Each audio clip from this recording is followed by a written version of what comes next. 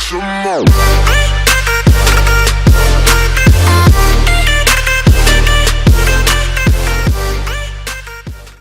Yo, what's going on, people? Izzy, Max, and Ryan back again for another breakdown. This is week 2 of the MDL. Just before we get started, what is your overall thought for the week?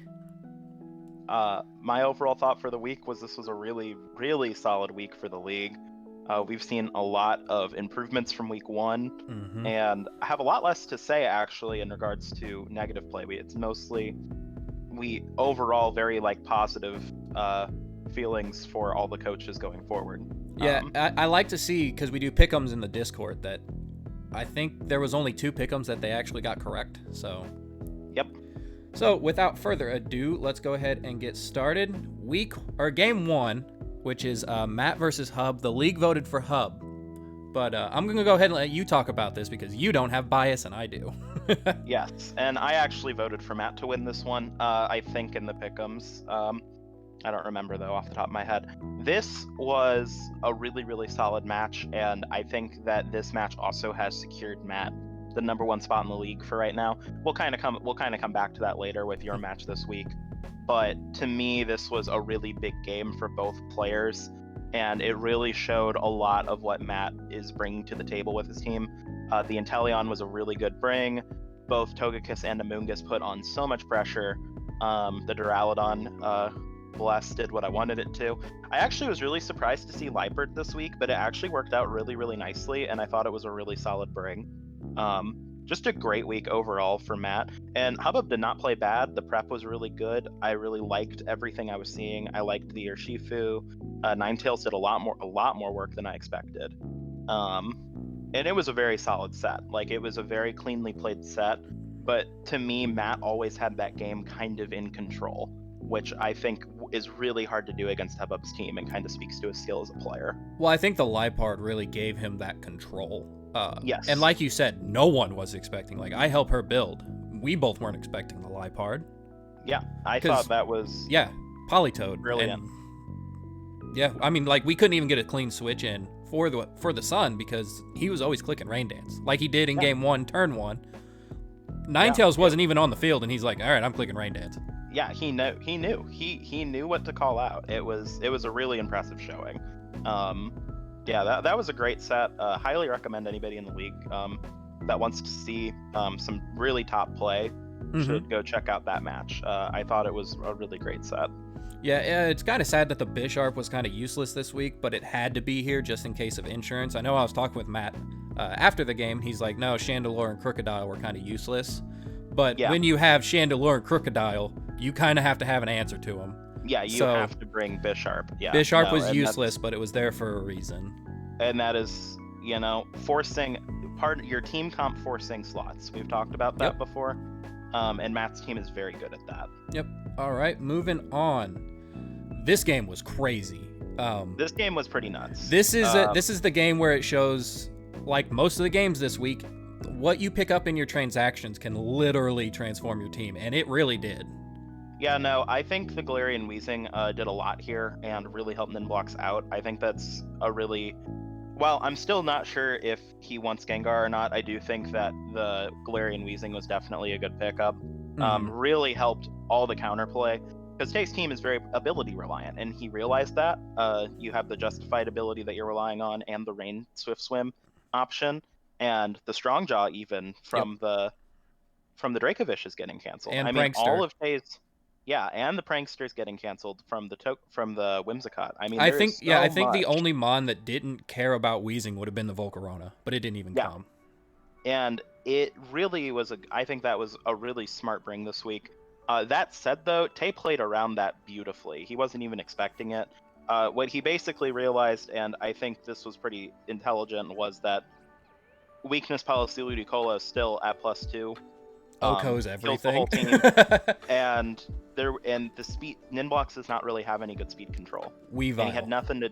He had Weavile and he had Sableye Quash, but that doesn't deal with Ludicolo very well. It's such a bulky rain sweeper. Yeah, I like the Focus Blast too. That was really really important. Yeah, the Focus Blast was a good bring. I thought this was a really solid set. It was a good showing by Tay. And Yeah. The Dredagon set was weird on Ninblocks. That's my only real comment. I wonder And if I he wasn't- knows if he knew going into the match that Dragon Tail wouldn't work on a Dynamax. I don't know if he knew Yeah. that. Yeah, that and the Rocky Helmet is such a weird item choice. It's a on singles Dredagon. bring. I feel like yeah. I feel like you would always bring Life Orb, Dredagon, or AV. With that being yeah. said, though, I do think Nin is improving. Yes, I would agree with that wholeheartedly. This was a really Yeah, and you'll see in transaction he knows what his team needs. yeah. So not much to say about this one. Just Tay really dominated, and you could see where his team kind of just had the edge up over Nin no matter what he did. yeah. Next game here. This is one we didn't actually get to watch. So this is Hunter versus Dark King. I'll talk about this one since I kind of talked to both coaches. Okay. In game one, Dark King brought the Trick Room Nasty Plot Slowbro with Fungus. So he was able to set up, and he also had Expanding Force. So when the Slowbro got done Dynamaxing, it could Expanding Force and kind of wipe out everything. Nice. Okay. So it worked really well in game one. I think Hunter was only able to get one kill off. Well, then Dark King went in the total opposite direction after dominating and went Porygon Fungus. And as you can see, Porygon didn't get a kill this week. Yeah. And go ahead. Yeah, go ahead. Oh, and then Hunter very much so went in a different direction that it ended up working better for him, and you see the Lapras got 8 freaking kills. Yeah. So the one thing that I want to say, because this is something I do in my competitive VGC games anyway, if it works game one, don't change it game two. Only change what you're going to bring in the back. Don't change what you're leading. If it works to the extent that this one did. Mm-hmm. Yeah. Unless there's a hard counter. And on Hunter's team, there's not really a hard counter to the Slowbro set that he brought. So. Mm-hmm. Yeah, there's really not. And one of the things, too, that this set to me, Hunter picked up Klefki, and I thought that was a great pickup. And I'm glad to see it this week. It really shows. Rain Setter. That Nasty Plot Slowbro with Trick Room, that with the Fungus helping that, I think that's actually brilliant. That's a really, really, really cool play. And having those double water types, bulky waters on Dark King's end, knowing that he can really afford to do that because of the team comp that Hunter has, I think is a really cool. The Milotic was also AV. Yeah, and that's a lot of good set bringing. Part of the issue, though, is that I'm looking at this and I am thinking, how does he stop Lapras and, how does he stop the Lapras and the Kingdra? And there really wasn't a good Lapras answer this week, I don't think. Outside of Dracozolt, but you have Lightning Rod in Marowak, but... Yeah, and that's kind of what I'm seeing here. From the sound of it, though, this would have been a really cool game to watch. It sounds like it probably was a pretty good set. But yeah, the big thing I can say is that if you win game one, don't over-adjust. Right. I think some players get into the mindset of, well, I won game one with this, so now they're going to perfectly counterplay me game two. It's like, no, they're probably not. Yeah, and that goes back to what I... Yeah, they have a minute to decide. Yeah, and that goes back to what... If there's a play or a mon that just was, static in the game, like let's say that you brought Grimmsnarl in the back and it came out and it just died. And it didn't accomplish anything and you wouldn't really, on the turnaround, play that any differently. Then maybe you don't bring the Grimmsnarl game two, but you still try to do mostly the same strategy and see if you can get away with it. Because game three is where you really try to do your counterplay strategies and where you make big adjustments. Your game two, generally speaking, slight adjustments are better than large scale ones. Change what's in the back. Yeah, I do think this came down to... So, Dark King is new to VGC, and Hunter only played VGC. Granted, it was casual, but Hunter knowing how to adjust, I think, really showed in this one. Yeah. And over-adjusting, I hope Dark King now understands over-adjusting is bad. Yeah, and honestly, though, even still, Dark King is still showing a lot of good play. Yeah. Slowbro, Dracozolt, great brings here. The Fungus coming for week one, I think, is really cool. That Milotic set sounds really, really, really good and really interesting. I'd love to actually kind of see what that set looked like. All I remember is it had Freeze Dry for the Kingdra, and it lived a Draco Meteor from Life Orb. Yeah, Kendra. that's impressive building. Yeah, no, this was not a prepping issue, I don't think, on No. Dark King's end. I think it was a game flow issue. Mhm. And Hunter's been doing really well. I actually think that Hunter may or may not. We're doing a power rankings next week. Yep. I think Hunter probably is going to end up moving up. Depending on how he does this week, yeah. Yeah, just depending on how he does this week, but I'd imagine he probably will. Yep. Okay, moving on. Here you go. Go ahead. Okay, so I get to talk about this one. So this was a set that had, of course, the Ditto was the wrong set. That said, I really don't think it mattered a whole lot towards Brock winning. Ditto has a very low base HP stat, and there were several Mons on this team that were specifically designed to deal with Imposter Ditto. The Raichu and the Urshifu being the notable Mons that can kind of handle it. Now, as for the rest of the set, I think this was a great week for Brock. Just period. The prep was really solid. Drifblim, Rillaboom really showed itself to be a huge threat. And similar to actually last game when we were talking, Maxwell, Brock led the same game too. Because he knew he could. Like, even if you made that large adjustment, you didn't have a great answer. No, Drifblim kind of just runs through my team. Yeah, and I think that shows a lot of good prep. It was a really good transaction last week that I think is going to keep coming into play. That said, the prep on your end's really good. Terrakion in particular, I think was a great bring. AV Terrak. Really, yeah, and it was AV, which was a surprise, I know. I think the Scarf Gyarados that Brock brought was an incredibly good idea, and really handled your team well. This match, I think, is because Matt's been playing so well. I think that you're going to drop to second. I think Brock is currently ranked 5th, and had he beat Hubbub next week, I would say he should move up. But I can't say that yet. That said, if Brock manages to bring the heat and he manages to dethrone Matt this week, we're looking at Brock potentially moving up to like 3rd place even. Yeah. Granted, I have to win. Yeah. And that is, I think, telling of kind of this rising that he's going through. I think we're not going to see the end of that momentum with Brock and a few other trainers that are coming down the line. And we know he was a good singles player from other leagues we were in with him. So, like, it's no surprise that he's playing good. Yeah. When you say that the Ditto didn't matter in the face of, like, Brock actually winning, it did lose me game 1, like hardly. It did lose you game 1. And then I was on Omega Tilt and was just like, all right, screw it. I lose because this is stupid, and I just didn't care game 2. So, like, the game would have been more interesting. Yeah, the game would have been more interesting had I not went on Omega Tilt. Yeah, you definitely had win cons even with the 5 Mons that you had. Based off the sets that Brock brought and based on the sets that you had, there was definitely counterplay options, and I do think this is a pretty legitimate win for Brock. Oh, yeah. And Brock, to be fair, did last week have his Gyarados gen wrong, so... Yes, it's a little bit of revenge for the week prior. Yeah. So, no, I think this was a good set. It was still a good showing by Brock. I do think it would have been a much more interesting set had the Ditto been correct, but I still think it probably would have gone to a game 3, and I think it would have been very close. I wouldn't have lost by 4. I'm gonna say that now.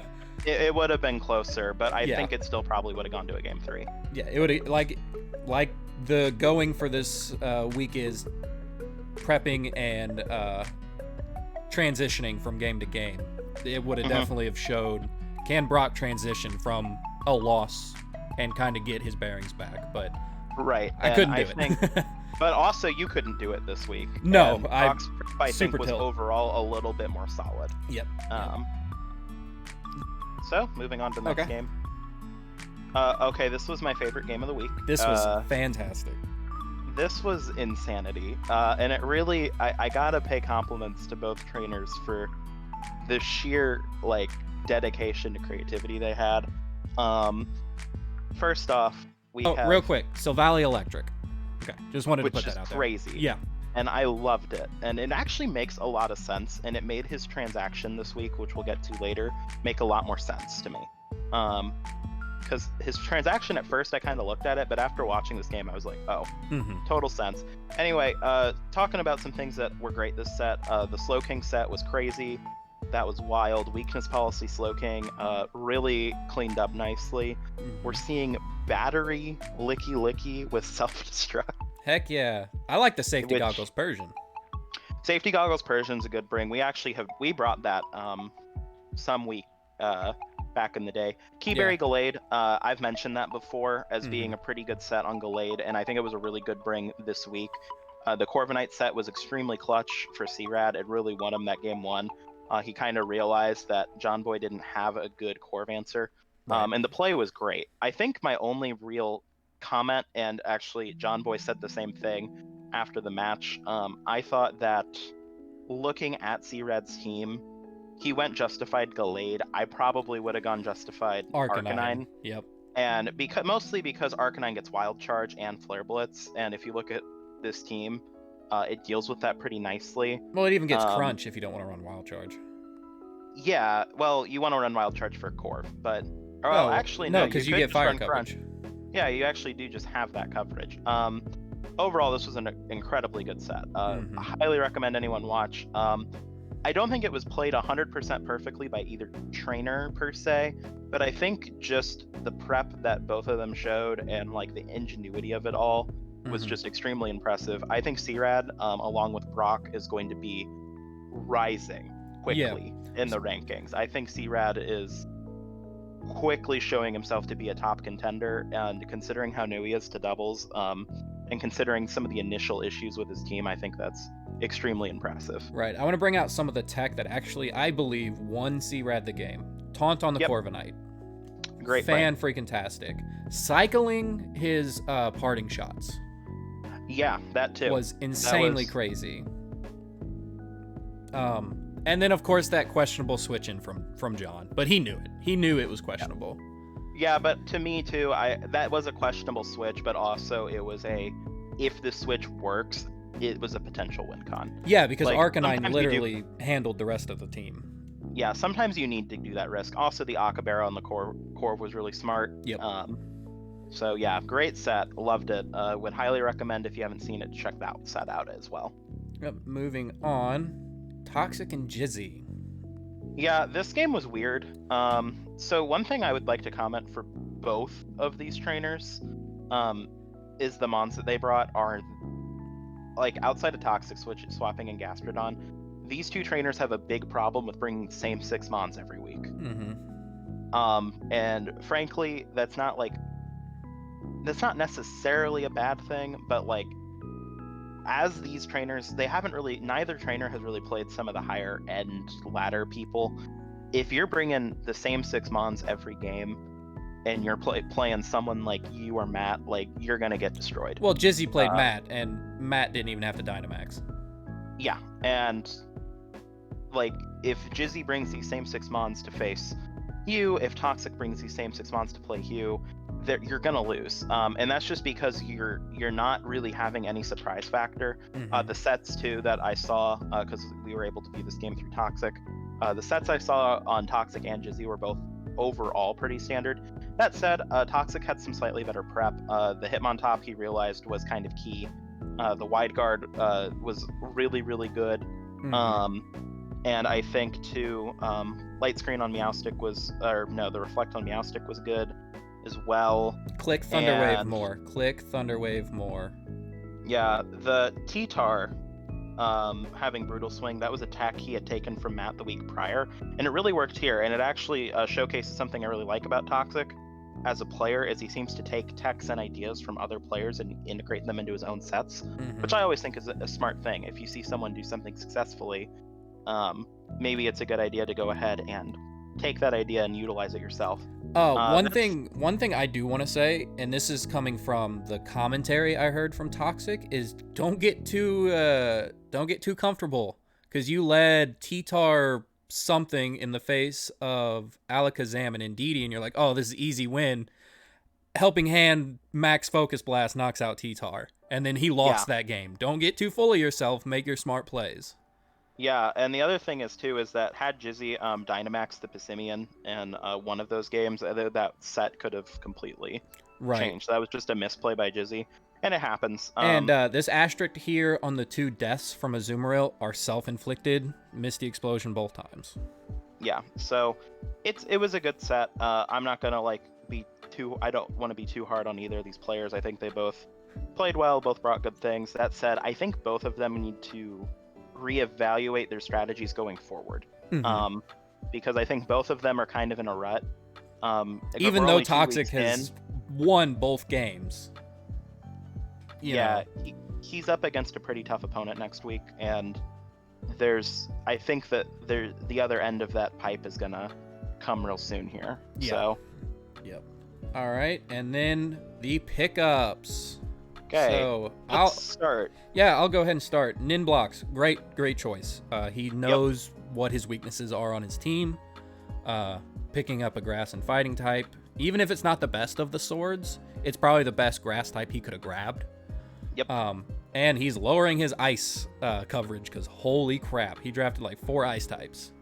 And actually, this also makes Weavile make a lot more sense. Yep. Weavile beat up onto Virizion isn't a strategy has seen like a lot of like juniors play, but it's still a good set and it's traditionally used.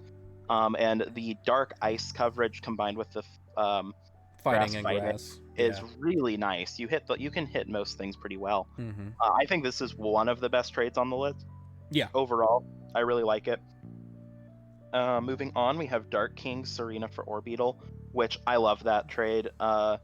Serena's a really good mon. I really like it a lot. That said, it wasn't really doing a whole lot for Dark King's team as a whole, because I feel like you usually want to use Serena as a Dynamax option, and in the games he was bringing it, it wasn't really popping up as being something he wanted to Dynamax. And he also just picked up Fungus. Yeah, and he just got Fungus, so all of a sudden you already kind of have that supportive grass type role. Now Orbeetle though, the Gmax form can inflict gravity, so all moves are 100% accurate, which is really good for Dark King. I won't spoil too much of his tech there, because part of the thing is that one thing I want to be careful about with these pick'ems, some of these pick'ems to me are starting to feel like counterplay for a specific week. Yeah. And I don't want to spoil too much, but the Orbeetle gravity is something that people should be on the lookout for. It also gives him a second Trick Room option that I think is a little bit more reliable than Runerigus, if I'm being totally honest with you. And Slowbro. And Slowbro. So, but that just means you can run a more offensive Slowbro now. Yeah, which I think is great. Really good trade. Like it a lot. C-Rad, Jolteon for Hitmonlee. This just gives him an Unburden user. He has all the terrain in the world. Why not take advantage of it? And this is lowering his ground weaknesses, which he knew that he had. So, yeah, no, this is another solid trade. One of my favorites. Just like I've said, C-Rad's up and coming, and this is going to be something that really makes his team a lot scarier, actually. And one of the reasons why I think giving up Jolteon, even though Jolteon is a good Rising Voltage spam user, it's very fast. Unburdened Hitmonlee is going to be faster, and we already saw Silvally Electric using multi-attack in its Dynamax form is like base 185 power. Yeah. So you're not losing a whole lot by giving up that Jolteon slot, because now we know that Silvally can cover that if need be. And physical. Yeah, and it's physical. So moving on, we have John Boy giving up Licky Licky for Roserade. To me, this felt kind of like a counter pick, like we were saying. That said, Roserade's got some sleep powder. It's a grass poison type, which actually is good for his coverage. Roserade is deceptively fast and hits deceptively hard. It also has Technician. I think this is just Technician. Yes, but it doesn't have hidden power, so it's not as good. It's not as good, but like knowing John Boy, there's something to look out for. I think this is more of a pure upgrade than a counter pick, because he plays me. Yeah, he plays me this coming week. And grass poison isn't that big of a deal for me. Yeah, it's a good trade. I like it quite a bit. I think it'll work out well for him. Moving on, we have Hunter, which is Barrascuda for Gengar. I do like this trade. To me, the only thing with this trade I'm not 100% on is how often Gengar is going to be coming to matches. Barrascuda, you already have Kingdra as your Rain Sweeper. Setting up Rain's pretty inconsistent for Hunter anyway. So he has Klefki now, but but getting a different offensive Rain, he already has. I think Kingdra's a better offensive Rain mon than Barrascuda is. Yep. So getting that option for Gengar now as an offensive mon, I think is pretty good. That said, though, and he also now has the trapping option with the Gengar, which is kind of nice. You can do the Gmax Gengar and Perish Trap, which is good. The big thing, though, is that on his team, he already has Alolan Marowak, which is already one of the best ghost types in the format. So, like, Gengar to me is not feeling like a ghost type pressure. It feels like a poison type pressure. Well, so something me and him were talking about is his Trick Room option is way too large and too inconsistent. Mm-hmm. So this gives him a ghost type that he can use outside of Trick Room. Yeah. And it's a good mon. I think this will pay off for him pretty nicely. I don't know how many more trades Hunter's going to be doing. I'm just very interested to see how Gengar works out. Yeah. Go ahead and talk about mine, because, again, this kind of comes down to counterpicking, so I want to get your thoughts on this one. Yeah, so Gourgeist for Togedemaru. Gourgeist was doing some good work for your team, but it wasn't really like an essential component. Togedemaru is a steel electric type. You did not have a steel or an electric type. Or a fake out user. Yep, it has fake out, it has nuzzle. Spiky Shield's pretty nice. It's good for getting some chip damage on. Overall, just a pretty solid pickup. I don't really have any complaints about it. It does exacerbate a bit of a ground weakness, though, because now you have two mons that are 4 times ground weak. Yep. Being Colossal and Togedemaru. So there's that. Definitely not a bad transaction. I am interested to see how often you bring Togedemaru. Probably more often than I'd bring Gourgeist. And that's the truth. Is it's probably more often than you'll bring Gourgeist. Gourgeist was just a fun tech for Dragapult. Yeah. It did its work. Is what it is. It can go away. I had fun with it. Yeah. Last trade, and in my opinion, the one that is the most questionable is the Hydreigon for Kommo-o. Now, I'm sure Toxic has some strats in mind, and I'm very interested to see what they are. That said, Kommo-o strats usually rely on a Follow Me user in doubles, where you kind of get single targeted and then Kommo-o like Klinger Souls. Hydreigon, I don't think, wasn't doing a ton for his team, but it was a huge offensive threat. Hydreigon hits incredibly hard and is very hard to deal with, and it's pretty fast on a team that could use that Hydreigon as like an off mode option. I think you could kind of have an off mode with the Hydreigon. I don't know if you get that with the Kommo-o. It patches up his fighting weakness, which is nice, but it also does literally nothing for his fairy weakness, because now he's got a 4 times weak fairy mon. Well, Hydreigon was 4 times weak anyway. Well, yeah, so the Kommo-o is as well. But now the fairy weakness is now a bigger concern, because now it's a lot easier to just run Dazzling Gleam. Outside of Charizard, he also now does not have a switch in for a ground move. Yeah. It's a little... He was happy about it. He was excited about Kommo-o, so I'm excited to see what he can do with it. Yeah, I'm really excited to see what he's planning with it. That said, Kommo-o to me has always felt like a pretty easy mon to counterplay around in draft settings. I haven't done, of course, a doubles draft setting where Kommo-o has been picked up. The other thing is, too, I was looking through the list of currently available mons, and if you still want a dragon type, there really wasn't another good option. Nope. I think Drampa. Yeah, you had Drampa, which actually Drampa's not bad, but... Yeah, he doesn't have a Trick Room option, so... And then your fighting type weakness is still there. Yeah. So, moving on, let's go ahead and just talk about, like, these trades, mons that we think will get replaced or get picked up at some point. I think Hydreigon's gonna get picked up. Yeah, I do. Almost not.